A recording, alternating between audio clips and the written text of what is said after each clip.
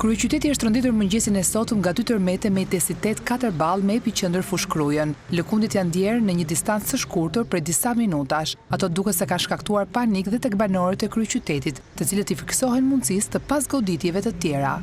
Ishte i mirë, më i pak se i pari. U friksua? U friksuam sa dush. Ishte si 5 ball tërmeti, ishte trembur. Unë s'e kisha ndjer fare, po vetëm të tha vllai. Nuk ishte i fortë. Ishte në shtëpi? Po.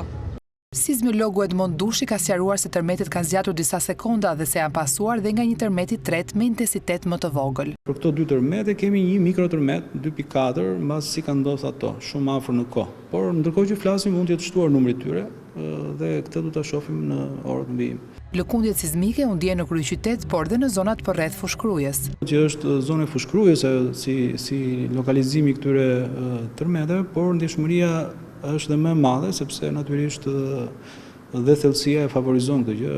Janë tërmete mbi 10 kilometra të thellë që nënkupton do kemi një ndjeshmëri pak më të lartë dhe në zonat përreth, sepse 2 tërmete të cilët mbivendosen do thotë që valët e parit akoma nuk janë shuar kur fillojnë valët e dytit. Dhe kjo reflektohet në një zgjatshmëri pak më të gjatë. 3 ditë më parë, më 24 qershor, një tërmet prej 4.4 ballësh goditi vendin në orën 5 të mëngjesit. Epiqendra ishte 16 km në veri perëndim të Tiranës dhe 12 km në jug perëndim të Krujës.